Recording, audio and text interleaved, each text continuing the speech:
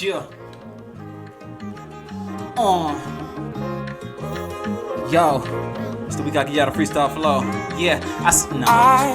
Y'all, hey, one day I'm gonna come with the freestyle. And y'all not gonna be ready though. It's really not the same. I hope you feel the same. Let's go, Cali, go. Say I'd rather be mad at you than be faking and be hanging with someone new. It's really not the same. I hope you feel the same. Yeah. It feel like, this ain't even real life. This a movie, this a film, right? It's a scene that I never liked, no. It would be nice if we could press rewind. Fast forward to the meantime. We could use some you and me time. We've been going through some bad times. I mean, you just see me in a bad light, I think.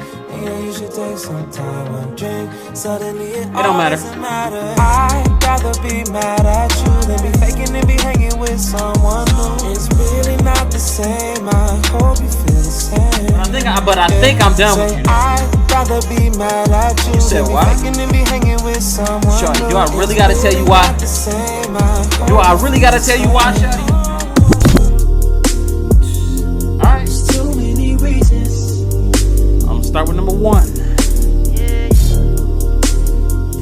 Sometimes y'all just give a nigga too many reasons to leave. Too many, you heard? Yeah.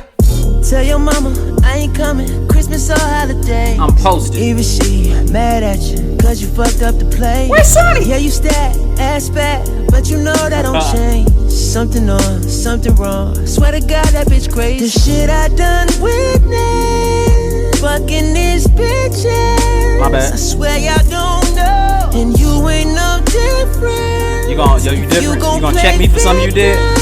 Hey. Fuck it, I hate you. This time I mean it. Yeah. Last time you hit me, your text got deleted. Swipe. I said fuck it, I hate you, but you don't believe me. Why do I hate you? Damn, it's just too many reasons. If I named everything you did wrong, this shit would take way too long. I ain't got time to name all that. If I said everything you did wrong, this shit would nice, I can play the whole thing. I can't play the whole thing. I can't give him the whole thing. Why you can't just be happy? A little more. All you had to do is chill. Look at you, I made you famous. You done came up for real. Heard what you saying. I made a couple girls Don't in know my your city. business. City My thing. friend tried to fuck me. They didn't and know she told who me you was until we the started shit getting I done with. You're welcome. Fucking these bitches. Man, I I got swear the y'all shirt don't know, and you ain't no different. If you gon' play victim. Yeah. Fuck it, I hate you. This time I mean it. The last time you hit me, that text got deleted. Fuck it, I hate you. You don't believe me. Welcome to the Keep It A Buck podcast. What's good? What up? Y'all know who I am. I'm your host, Saani. If you don't know, let me introduce myself. I'm Saani. I'm the host of the Keep It A Buck podcast, man, where we always gonna tell the truth and we always gonna keep it a buck. Show about relationships, black men's emotions, God, self-awareness, and black women's value within our culture. Hold up. Because he just came back with it. Yeah, he gotta take us out of here or something. Troy used to say to Chris at the JB's, take us out of here. Yeah. Fuck it, I hate you. This time I mean it. The last time you hit me, that text got deleted. Fuck it, I hate you. You don't believe me. Why do I hate you? Damn, it's just too many reasons. Welcome, man. What's going on with y'all? How y'all doing? We good? Fall finally arrived. But I'm just... we'll talk about it later. Fall finally arrived. I'm down here in Texas, so that don't really mean too much of nothing right now. But I'm glad fall finally arrived out of the triple digits. How y'all doing? We good? Good. I'm glad we good. Me, I'm good, man. I might have talked about it before, but I'm really excited for my daughter's hoop season to start. Really excited. I just want to see her compete and, go after it. But let's not waste no time. Let's get right into the You Play Too Much. And this week's You Play Too Much Well, let me explain you play too much. You play too much is when I go over a story whether me or one of my friends or one of my viewers sent me in something and they reminiscing on a story where they clearly crossed the line and they played too much. And they called something that they didn't have to call. So on this episode, you play too much. I call this one the Cameron Crazies. So when I was in high school, and I'm still a Duke basketball fan. I like Duke basketball. And I don't know if you know, but if you're familiar, they got their student section. That was one of the first raucous student sections. And they used to just jump around, go crazy. And it's real close to the court or whatever. They jump up and down, oh, put their hands like that. And they call them the Cameron Crazies. So since probably like sophomore year of high school, I used to tell people, like, I used to just be doing calf raises just randomly in the middle of class, just get up, do calf raises. Like, what you doing? I'm trying to get my calves ready so I can jump up and down and be a Cameron Crazy.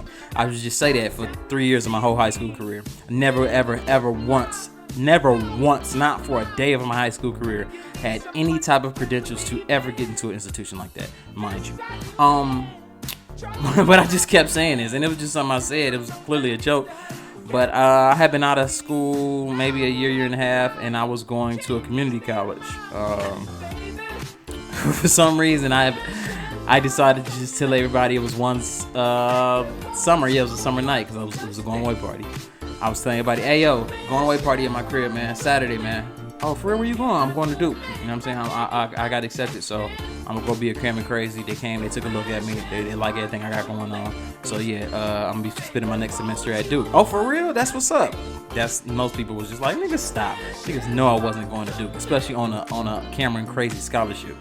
But I had told a multitude of people this. Yeah, come through, man. Saturday night, man. Drinks, smoke, whatever, dog. You know what I'm saying? I'm still staying with my mom's at the time and everything. Come through, you know what I mean?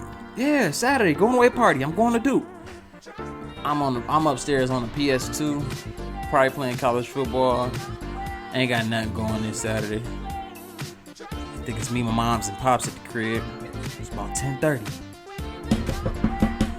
Knock at the door. I'm thinking it's my little homie from across the street or something, or Butter done pulled up.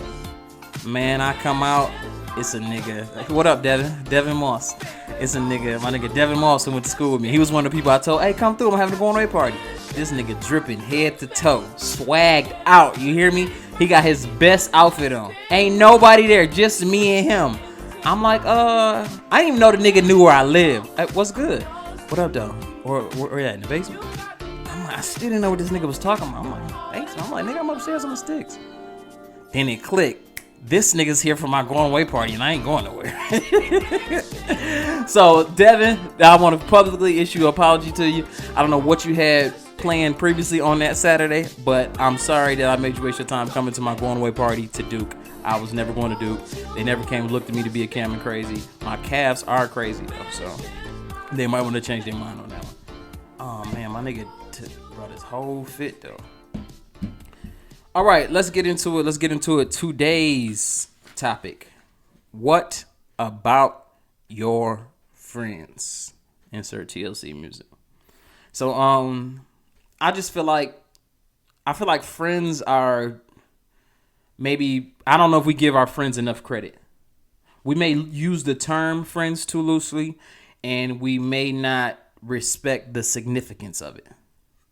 We may not respect the significance of it when we're using it or just in our society. Because I think your friends, and I mentioned this before, but I think your friends help mold you. You need your friends. I said this previously. I think your friends help to mold you more than any other singular thing in your life.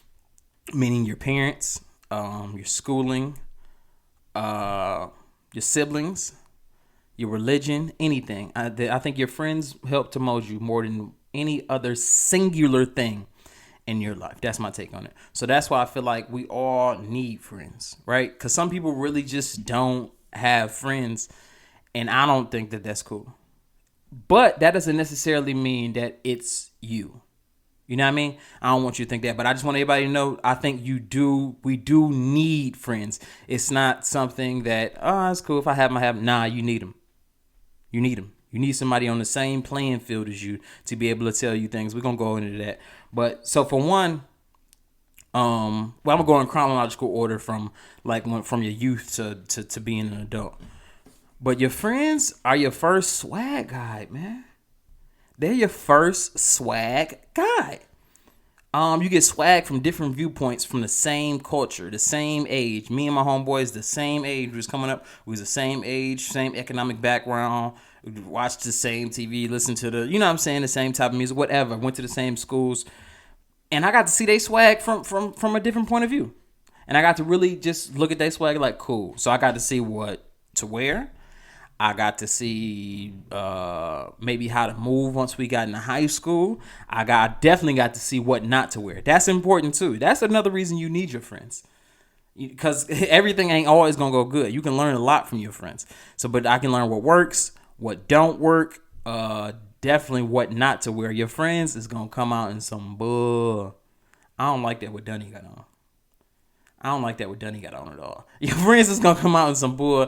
It's always going to be, somebody's going to be the worst dressed. You know what I'm saying? And it's just, that don't mean that they can't dress, but they going to be the worst dressed. And it's going to be some pics that you go back to and you think back on like, yo, remember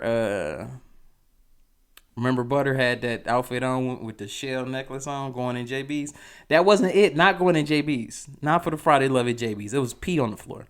You can't wear that type of things to JB's. But you can definitely figure out that shit. Like I said, your friends are your first swag guide. So you see what works, you see what don't work. And then the reverse of that, they can tell you, I like that, dog.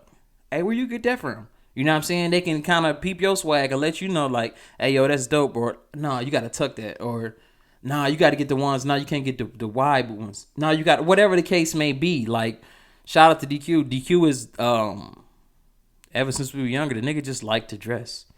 You know what I'm saying? Like, it's a bunch of stuff that I like to do and all that. But the nigga just liked to dress, and that's just something that he always cared about.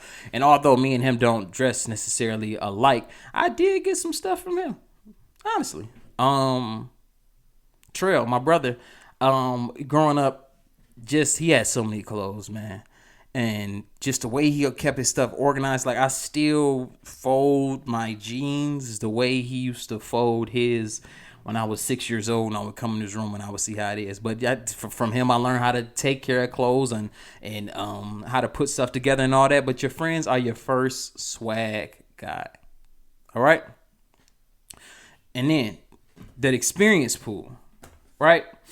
So that, like I said earlier about learning from your friends, you definitely supposed to learn from your friends. That is your experience pool. You're supposed to take from, so y'all share all those experiences, right? Or y'all supposed to share them as friends. That's what you need friends for. And once you share them, they go into this experience pool, this pool. And you can just pull whatever you want from that experience pool from someone else's experience, right? Stories. Like I said, you're supposed to share them, and you share them in a story, and they're usually funny. Stories are our life in a compilation of short stories. I'm sorry. Our life is but a compilation of short stories. I'm going to say that again. Our life is but a compilation of short stories. That's all our life is. That's it. A bunch of short stories ran together, strung together. And most of the times, the long stories, you won't even tell them again. Or even remember them or care to remember them. It's all about the short stories. And word to my man Jamie in New Jersey, it's all about the story. Whether it's good or bad, half of the things I talk about with my best friends are not good. Now they funny. They be funny. But they're not necessarily something good that happened to somebody. But it's all about the story. And then you can learn from that story. I mean, I use some stories. Nah, I ain't gonna put this business out. But I use some stories just in conversation. Like some things that my homeboys have done or my homegirls have done have brought me into conversations where I can enter the room and be like, okay, then I can know what I'm talking about just because I went through that experience. Because I had that story for my experience pool. Yeah, watching your friends go through that. So hopefully you don't have to go through that. You feel me? It's always going to be one person who's a little more slick with the ladies. It's always going to be one person who got a little bit more money. It's always going to be one person that's conniving and know how to move. It's always going to be one person that's always trying to do this. So you just take from those different experiences and they build you. Remember, I'm going in chronological order. So I'm starting as a young adolescent. Now with the experience pool, we getting into our pre-teenage and our teenage years. So don't misconstrue this and be like, yo, I'm my own person. No, I don't take from, yeah, you do. You took some swag from somebody, right? Or you learn what to do or what not to do from somebody. Somebody did it before you, thank God, so you wouldn't have to do it. But yeah, that's why you need friends. You need friends for that experience pool so you can know what to do. So when you are presented with a like situation, you'll know, you can, based on how your friend handled it, on engage that toward the reaction that you may get. It's just good to have. So yeah, another reason to have friends is just to have that experience pool. So just stop right now. Stop and think how often or how many times growing up from 15 to now, something's happened to you, but it happened to your friend first. Right? For instance, I think everybody's probably had their phone going through before, right? Yeah, yeah, nigga. Everybody had their phone going through before, but you wasn't first. You wasn't the first. I mean, you might have been the first in your crew, and if so, once you broke the story to the niggas, that's what. Listen. How old am I? I'm in my 30s. I don't know how popular passcodes or how standard passcodes were when the technology of phones had just came out. I want to say that they were non-existent. It wasn't a norm for you to have your passcode on. So I know most people have been victim of someone going through their phone.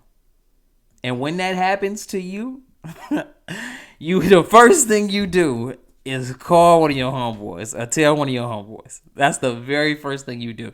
And in that experience, so you hear that from your homeboy, and then months later, years later, whatever the case may be, it happened to you. For one, it makes you feel a little better, like, oh, whew, I ain't the only dummy that this can happen to. But then you just kind of know how he maneuvered in it. He might have told you, like, what his girl said, or, you know what I'm saying, what shorty said after that, boom, boom, boom. But you know how to maneuver in the situation, or at least you're a little more comfortable in the situation. And real quick, going through phones. Because it's just, y'all too old to go through phones. People gonna do what they gonna do better. Okay? And here's why I don't think it's cool for you to go through my phone. We could be married, anything. What's in my phone is my business, but it's also other people's business in my phone. That might not be your business. So my conversation with my best friend is my conversation with my best friend. It ain't got nothing to do with you. And my best friend should be able to tell me, yeah, man, I don't know what I'm going to do. I think I got herpes. Now, as his friend, I'm be like, dang, cuz, you know what I'm saying? Try to console him. But that's not your business. So now, by going through my phone, you just violated somebody else's business. None of my friends have herpes, by the way. That was just an extreme example. But I'm saying, you don't go through people's phone because it's not just their business. You're going through their business and other people's business. And that's not cool. And the other reason, another very important reason to have friends is, I call this, we talking about practice. Practice. Not a game, not a scrimmage, not the game that I go out there every night and put my body on the line for, that I would die for. We talking about practice, man. We're not talking about a meetup, a walkthrough, a team engagement, a schedule. We talking about practice, and I know how important practice is. I'm not trying to sit here and make it seem like practice is not important, but we talking about practice. Practice? My bad. I had to get my AI off. But we talking about practice, competition. So the competition that is friendship, no malice involved, just pushing to be better. But of course, if it's we rolling 4 deep to the club at 18 years old, I don't want to be the worst dressed in the whip. Or if at the time we trying to get girls to talk to girls, I don't want the worst looking girl. Or I don't want to be the person who can't get a girl. I don't want to be the person who don't go on vacay. I don't want to be the person who, I want to be the person who can't afford to go on vacay because I'm not doing what I'm supposed to be doing. So like when your friends, and I got some pretty good friends, some amazing friends who've done some stuff. When your friends are excelling, it becomes a competition, a friendly competition. Not like you don't want them to excel, but it drives you to want to excel. That's the competition of friendship. So you can have somebody within your demographic, where you're from, or whatever tendencies y'all share. Somebody can show you, yeah, this is possible. This is feasible. You can do this, and you should be doing this. So yeah, that's the practice and the competition that is friendship. It's something that you need, because, and this is just period, if you just alone and everything, it's hard to, like, I don't know if you've ever gained weight, lost weight, been working out to gain muscle, whatever the case may be. Other people notice your advancements or setbacks before you do. It takes you, but you see yourself every day. So it takes you a little longer to really realize all the stuff that's going on with you. Or to realize, maybe I need some help. Or to realize I've been really, really working hard. But your friends being there, and maybe they're doing it and you seeing them do it, so you see what they do. But that's my point. If you see what other people do and recognize it before you recognize what you're doing.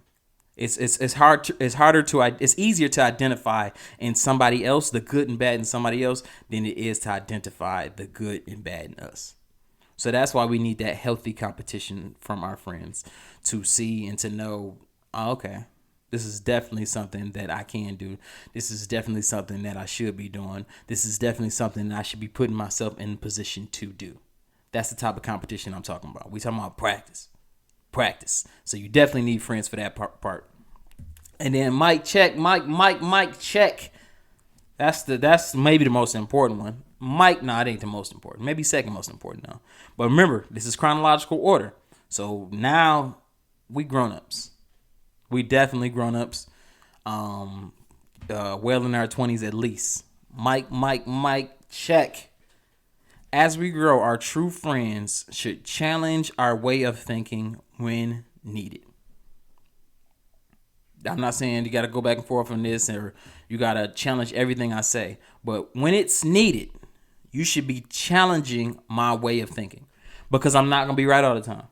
I don't care how funny I am. I don't care if I'm the leader of the crew. I don't care if I'm the loudest. I don't care if I get stuff done. No matter what the case may be, it really don't matter. I'm not going to be right all the time. So if you're around me and we're around each other, then you should be challenging me. You should be challenging me when I'm not handling things right. That's up to you as a friend to challenge me. All right, well, no, maybe you can handle this a little different, homie. Instead of letting me be wrong, because you're not really my friend. If you let me be wrong, just continue to let me be wrong without saying nothing, you're really not my friend, and you really just putting me on or helping me along the course to my demise.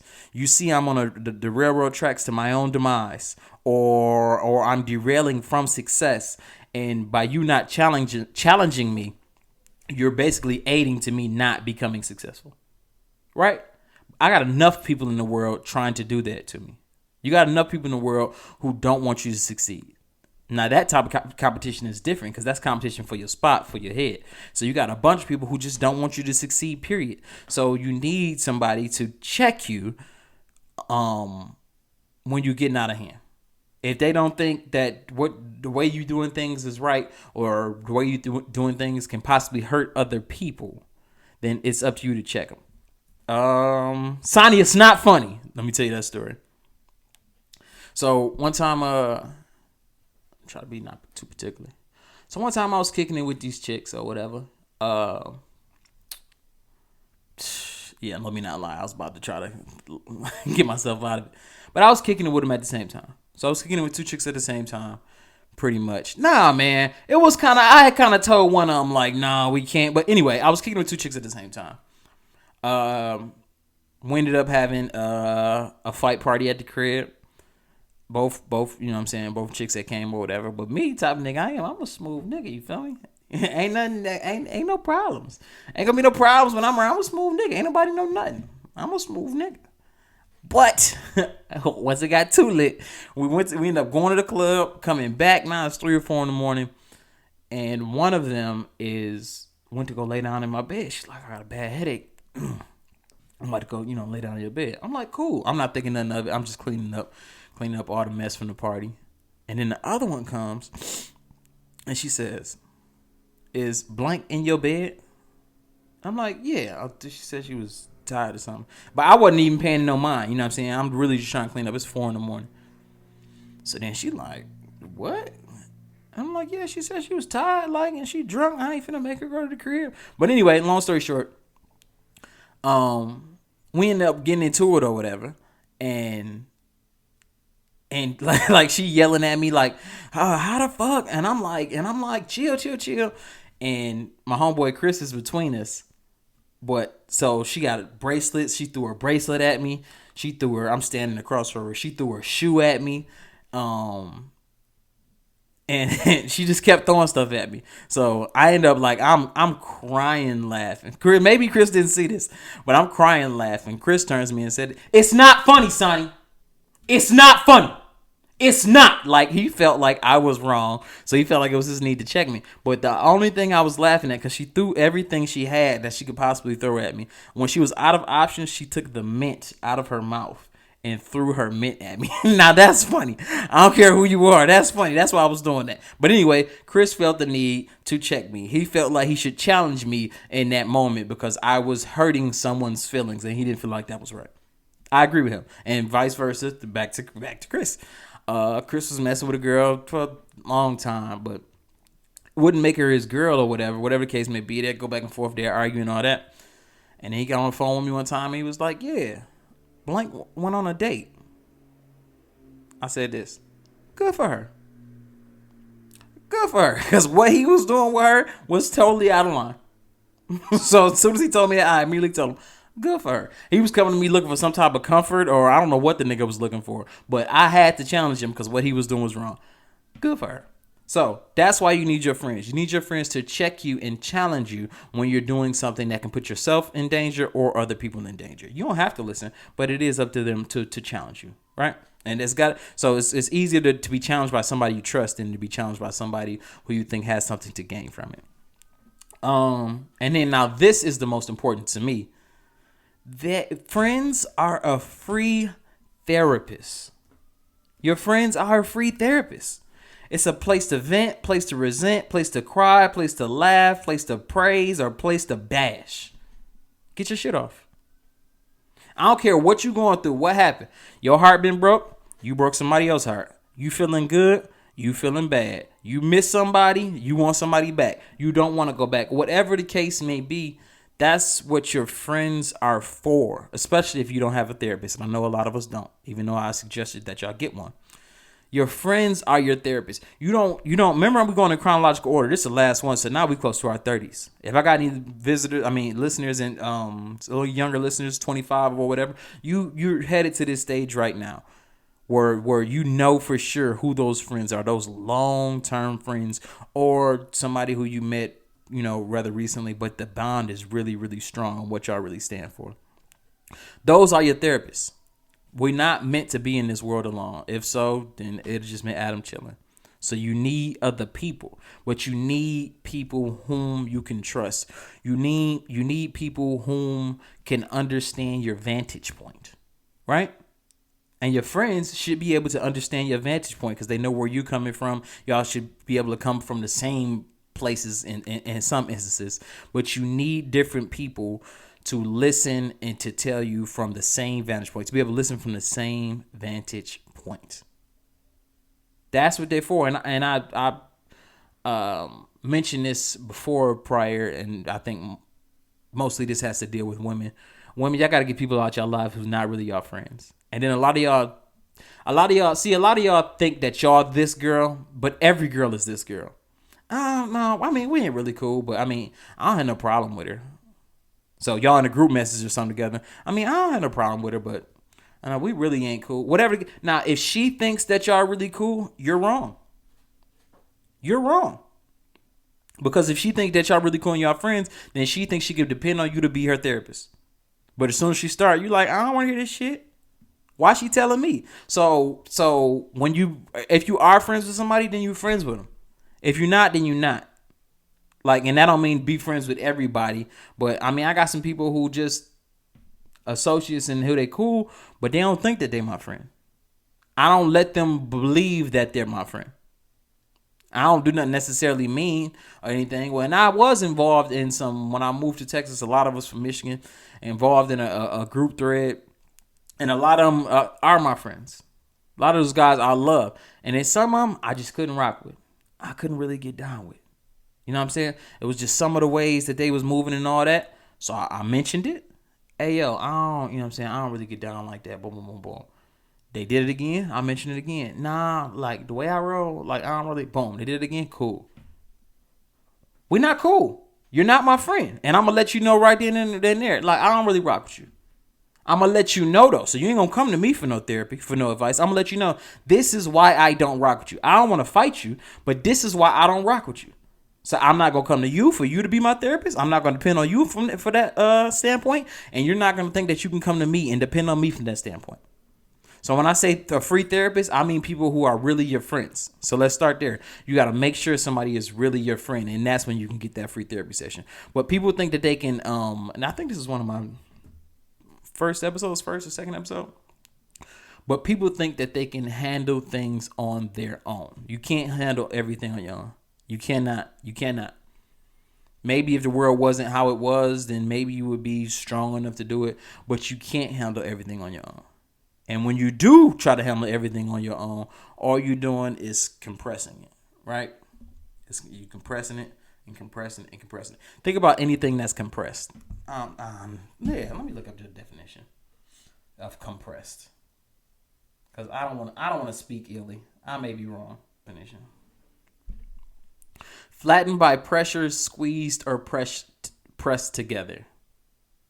Flattened by pressure, squeezed, or pressed together. So when you don't tell somebody, when you hold all that in, that's what's going on. You're flattening yourself by pressure. You're being squeezed by that pressure. You're compressing all of it down.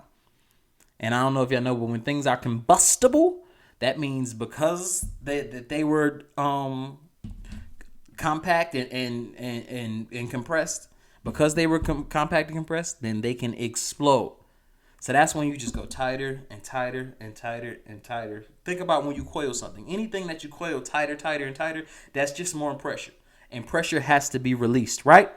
Unless you die with all that inside you, which happens a lot too, which is sad. But unless you die with all that inside you, all that you're compressing, it has to be released. That pressure has to be released somewhere. And a lot of the times, it's released in health conditions. It's released with a stroke. It's released in stress. It's released in, and I was listening to, I think it was the Joe Rogan podcast the other day, and they were talking about just how much sleep really means and how it's a direct correlation between lack of sleep and amnesia and a lot of other brain functions.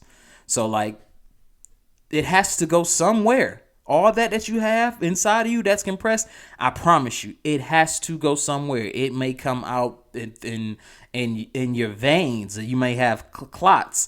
Whatever the case may be, it has to go somewhere. So it has to affect your health. It has to affect your mind. It has to affect your well-being. I promise you. You try to hold all that stuff in, it is affecting you, and that pressure has to be released somewhere.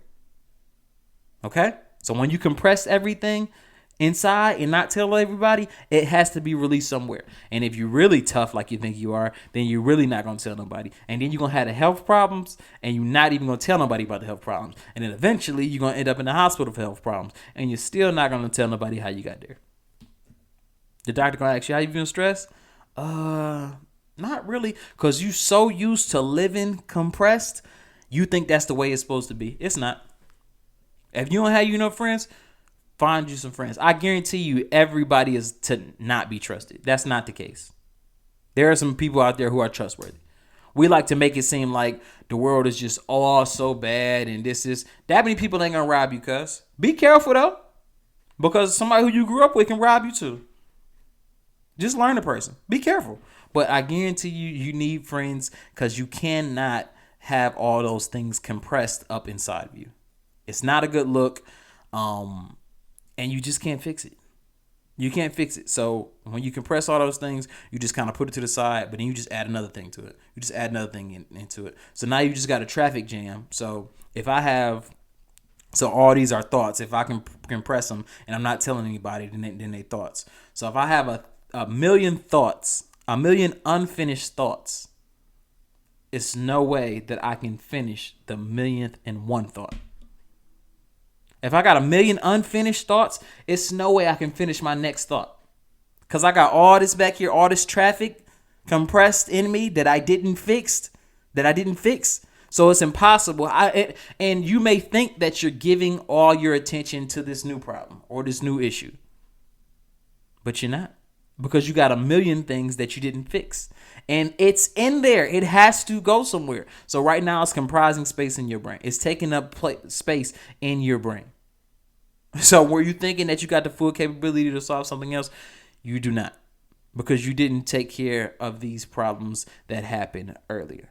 These compressed problems that happened earlier. Never mind those. Right? So what you need your friends for is, let's go over this checklist one more time. Swag guide. You know what to wear. You know what not to wear. You know how to move. You know how not to move. They help you out. You help them out. Experience pool. Life is a story. Our life is but a compilation of short stories. You get the experience pool from you and your friends. You learn from them. Hopefully they went through that. So hopefully you don't have to go through that. Let me think. What's something I went through that my friends didn't have to go through? I don't know. I wasn't first to a lot, cuz. No, it's gonna get too personal. All right, swag guy, experience pool.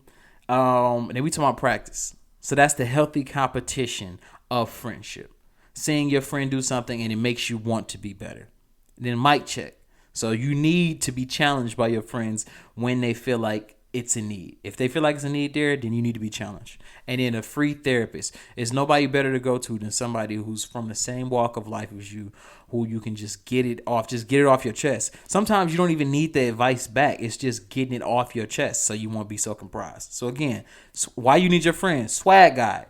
2, experience pool. 3, we talking about practice, the competition of friendship. 4, mic check. When you need to be challenged, they're there to challenge you. And 5, they are a free therapist.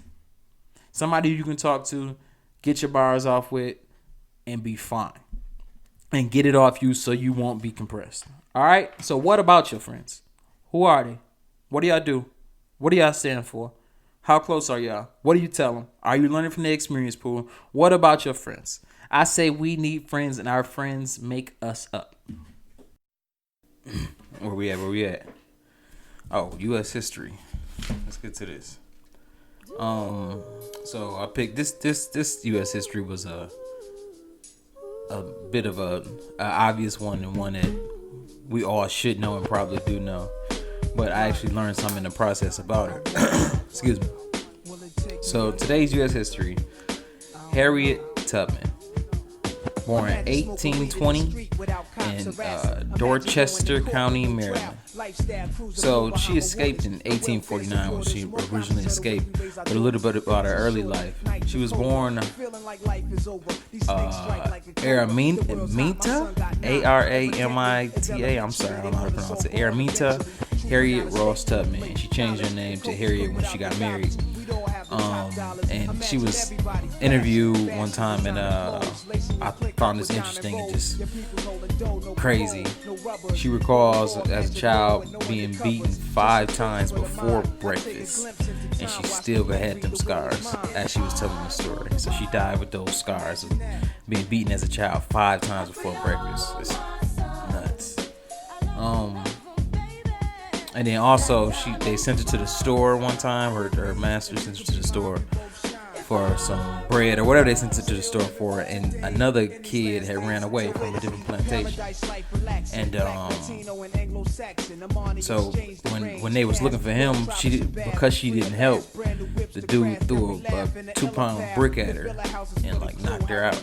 So like she had problems with that to the day that she died as well. So those are 2 traumatic things that happened. Of course, while in slavery, she was born into slavery. If I didn't already say that.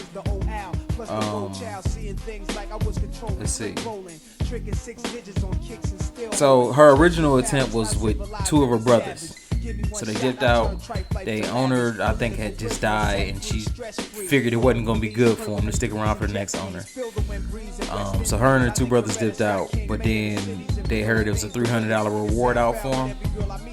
So once they heard that, her brothers wanted to go back.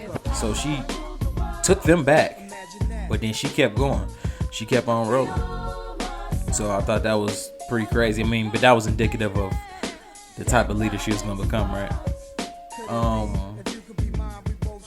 So let's see. So she escaped in 1849. That was 1849 when that happened. And from 1850 to 1860, she made 19 trips from the north to the south to free people. And they made that even harder with something called the fugitive slave law. So basically, if you was a slave in the south and you escaped north and you became free, because you escaped, now they created this law where the police at the north, they had to like detain you and bring you back. So when that happened, she kind of switched up the route and she went to Canada. She started taking people all the way up past Philly through Canada. And then so once, you know, well, the slavery wasn't over yet. She helped out in the Civil War. She was actually the first woman to lead an armed expedition in the war. I'm assuming she was a master navigator. So, and her missions, one of her missions liberated over 700 South Carolina slaves. So she did a whole lot. A lot of it was based around the Underground Railroad, which was extraordinary. Just reading all that stuff and just really thinking about somebody taking that risk that many times. Like, you already had to take the risk to free yourself. You made it. Like, imagine that. She said when she remembered, like, when she first crossed over, it felt like a dream. She had to look at her hands and make sure that she was still her. So imagine doing that and then having the selflessness to go get back. She can go back at her parents, relatives, and then people she didn't even know.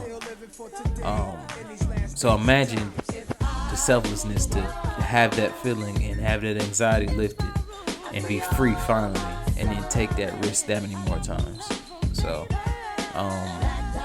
although I guess I knew a little bit about her, just researching about her more really made me more appreciative of her. So, Harriet Tubman from everybody at the Keep It a Buck podcast, we salute you. Thank you. We love you. Appreciate you. Perfect. We can get right into the love yourself, love somebody else. So for love yourself, write down all the things you do on a weekly basis and then prioritize them.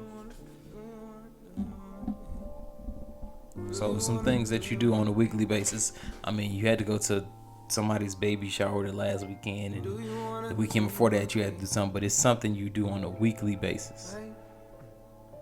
Write the things down that you do on a weekly basis. That's step one. And then once you do that, prioritize them. That's how you can make sure that you actually get them done. Prioritize them. I know we all think we can just do it all in our head and get it done, but then we don't end up giving the right effort to the right things. So write all the things down that you do on a weekly basis and prioritize them. And for to love somebody else, this was something. Just buy somebody lunch. Somebody you work with, somebody when you out, you having lunch and you see somebody, whatever. Just buy somebody lunch. It can be just the simple stuff that can make somebody feel. And you should feel good about it too, honestly. But it can just be the simple things that can really make somebody day. Somebody can really not be feeling well mentally. Just they might feel alone. It doesn't matter. So, to love yourself, write down everything you do on a weekly basis. Prioritize it. Love somebody else, buy a lunch. That's it, plain and simple. Just one time this week, buy a lunch. Till the next time, man. Appreciate y'all. Thanks for checking in. Y'all know what it is, man. Love somebody else. Love yourself.